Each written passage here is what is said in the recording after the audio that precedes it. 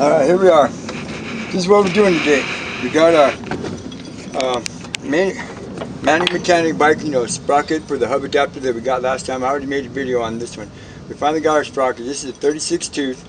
This one is not the one that they sell on eBay. This comes from their personal website thing, right? So this was the one we bought. So this is how it works. I already got the brake lever off. So I got the nut and the washer right here. You need a 17mm wrench for that. Now I'm also got the supplied Allen key for these two bolts right here. And then I have my own Allen key that I'm going to use for the fasteners for the sprocket. So first thing we want to do is talk about chain line. Now there isn't a whole lot of play between back and forth between here, so there's going to be a lot of adjustment. So we're betting that the chain line is going to be pretty straight, right? Once we get this up. Remember, the chain line is the line that goes this way around the two sprockets. You don't want it tilted this way or that way.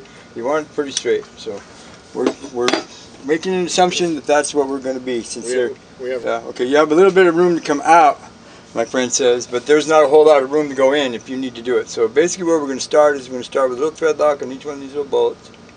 I got the blue stuff. You probably might want to use a red, but all we have is blue laying around. I don't know if you heard that or not, but we used it on the moped project we had because the rear sprocket chain tensioner thing bolt, or the sprocket itself, started coming out. So it worked good for that, so it'll probably work good for this. You don't want to put too much, you just want to get a good even little coat in between all the threads. Alright, and we're going to start by lining up our sprocket. Alright, mechanic bike parts right here. We got this from their website. I think it was $30-something. Right, so I'm going to line that one up right there. Now, this is billet aluminum, and I know they machine this stuff in-house and themselves. Right? I'm not going to say that it's really good, excellent, but it's made from high-grade metal. Some of the threads and stuff are a little, but say, hey, that's nitpicky shit. Right? But a lot of the billet housing, the piece that they made from the CNC machine, is really good, solid, high-grade metal. They're saying it doesn't look like it's going to flex or break or any of that stuff. They have some pretty good gear, these guys. Right, let's see. Way better than a rag joint. Better than a rag joint. Way better. Right. Just by looking at it, you can tell it's going to be, see, that's what I'm talking about right there. Threads are a little iffy on the billet, not on the,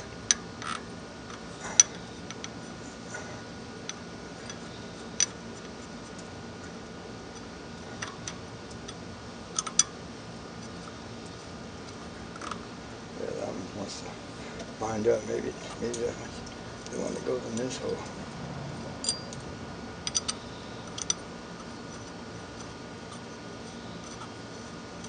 Yeah, you want to, yes it does. Yes, you want to do that a little bit. You want to trade the fasteners around for the holes, because they might be cut for this fastener. You never know. Right? Sometimes you get lucky. So this is our last choice.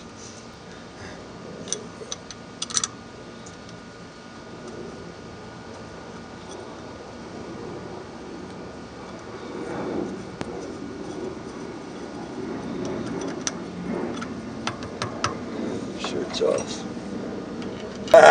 Always everything's.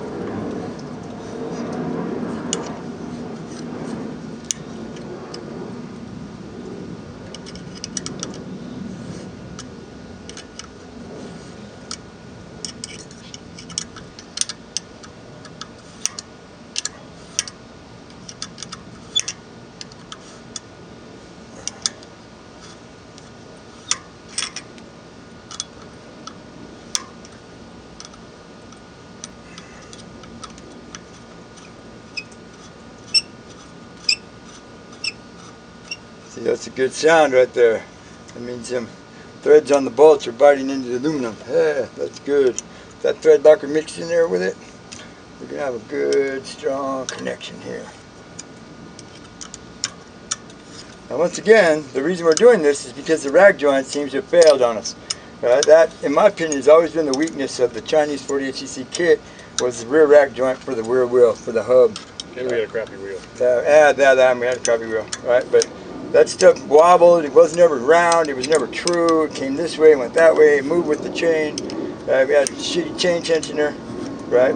So we switched to this with a new, better, high-grade chain tensioner setup from different setup, Right, we're going to combine the two, and we're betting that we're going to get about 500% better performance out of this little 48cc speeder bike we got than what we had before. And what we had before drove 40-something miles all the way out into the boondocks to go on an adventure one time. So this should take us even farther.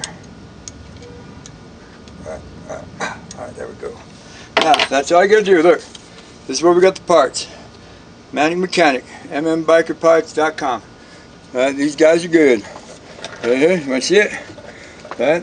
They got a really good catalog, got a lot of other cool stuff. Brake arm back on. Alright, here we go. Put this on, lined up with the little keyway, put the washer on, woo-hoo. Put the nut on.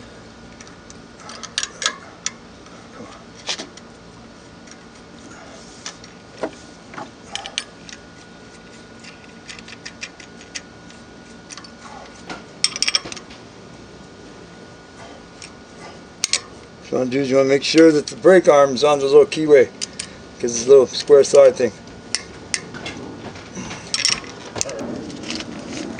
If you don't know what a chain whip is, you're going to find out right now. It's this really neat old school tool that works like this. Ready? There we go.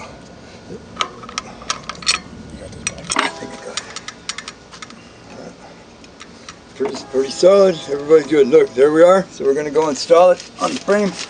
See what kind of performance we get out of it after we put this. We're going to put this chain tensioner plate and stuff on from Michigan Motorbike Works too. So hang on.